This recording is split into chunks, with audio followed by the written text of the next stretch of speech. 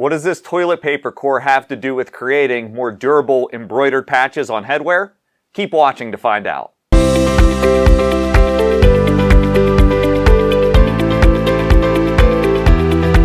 You're probably thinking, what the heck is going on with this video? Well, I'm going to show you. So people want to decorate with embroidered patches, and they come to you flat like this, and they're great for apparel. But when you try to take this flat patch that's a little bit stiff and apply it to headwear, what we end up with is an embroidered patch that wants to start releasing and peeling back against itself as soon as we begin the job.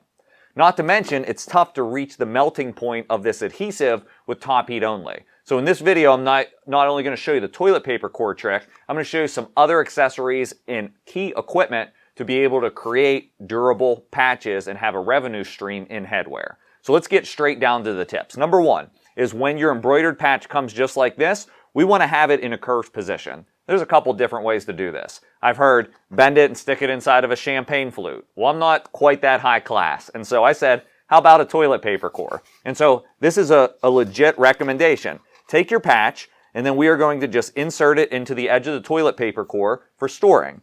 And obviously we can shove them down in here, and we can put a handful of patches or a few at a time in this permanent curved position. That helps them start to bend to the natural curve of the cap that it's going to be applied to. Now I want to leave it in that state for as long as possible right when I receive my patches if I know they're going on to headwear. However, if I'm decorating on the flat apparel, I probably don't want to store them like this, so keep that in mind.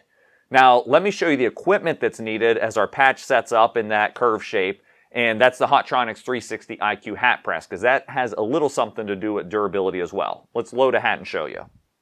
Okay, the heat press we're using again is the Hotronix 360 IQ. The reason this creates more durable patches is because it not only heats from the top, but the bottom. I'm set at 320 degrees of bottom heat coming up through the hat when it's loaded. It's important that you have the sweatband flipped out always to create a durable patch.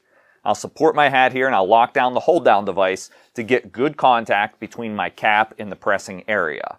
And so tip number two, other than curving your embroidered patch logos, is to make sure you're using a heat press that heats from underneath. That's going to create the most durable patch. Making sure I have good contact here, I'm just going to kiss the heater against my print surface for a second to warm it and prepare it to receive the patch. Okay, now I'll take my logo that's been stored in here, and you can see it's already starting to pick up a curve, and it's only been in there probably for 5 or 10 minutes between these in this demonstration. I'm going to push it down, and I'm going to make sure it's straight and get the good contact between the fabric of the hat and the adhesive on the patch. And so that'll just get it to hold temporarily. Now, at that point, thermotape is the other accessory that I want to point out that's going to help. It's not necessary, but it does create a more durable patch, and I'll explain why. I'm going to use 2 pieces of tape. You notice this is the blue thermotape, which won't leave marks on the hat at all, even when I'm decorating a white hat. And I'm going to tape it into place. What that's going to do is, keep in mind, it's heating from the bottom, and so after it's been completely pressed, which we'll do in a second, it's going to hold that tight against the cap as I remove the cap and make sure while the adhesive is still hot, it doesn't start to bend back to its shape and separate at the edges before it has time to set up. Okay, so now I'm going to place my special cover pad. It's an 1/8 inch cover pad that comes with the machine on top, and I'm going to lock down the press. I'm at 280 degrees on top, 320 degrees on bottom, and I'm at a 7 pressure, which is a nice medium firm pressure. Anywhere between a 5 or a 9 is going to be fine on this machine. It has a digital pressure readout, which makes my job easy. I don't have to guess. 30 seconds is our recommended application for Stahls manufactured embroidered patches. Is something we do every day. And then the press is going to automatically open.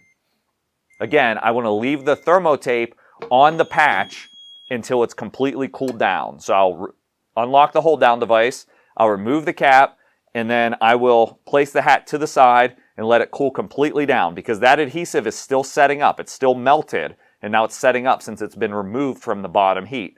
That's going to maintain great contact. And so it Stahls while that's cooling down and I load another hat, repeating the same process. I want to just tell you that these techniques were discovered by our territory managers. That's our sales reps that are out there in the field working with customers and using the equipment every day. And something we pride ourselves on here at Stahls is actually knowing how to use the equipment and getting hands-on with the product just like you, the apparel decorator, would.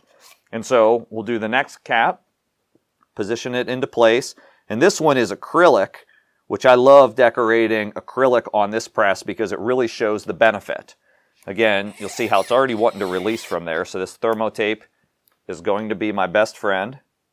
Position it down, make sure I have it centered nice and tight. Take a second piece. This stuff's way less expensive than a ruined cap or a cap that went out to the customer. And I'm having a problem with the tape sticking to the acrylic. So I'm going to hold the patch against it a little bit to get it to melt and set up well. And then the tape will work for me from there when the patch is giving it less resistance. So again, holding it to it. I'm going to use just a little bit extra tape because the acrylic doesn't want to hold the tape. And we'll see if we can't get good contact here. Cover it. And I love doing the acrylic because we don't get the scorching. So if you've decorated a structured cap with a standard hat press in the past, you know the crease is terrible and not a good quality. This gets rid of the crease. It also gets rid of the scorch mark on your heat-sensitive caps, even when I'm doing thick dimensional logos. So embroidered patches. 3D puff embroidered patches are possible, and the techniques I'm showing you right now are extremely important for the puff embroidery because that's even more rigid and wants to come back to its flat shape. Again, let's remove it, get it off of there, and then let's let that cap work to cool down without messing with it much, and we'll come in close for our peel and reveal. All right, now that my item is cooled completely down, just grab the corner of the tape, peel it away, see no marks at all on my cap. And technically you could reuse this tape if you're that frugal. It's possible it still has a nice tack to it and it's sticky. Same thing here.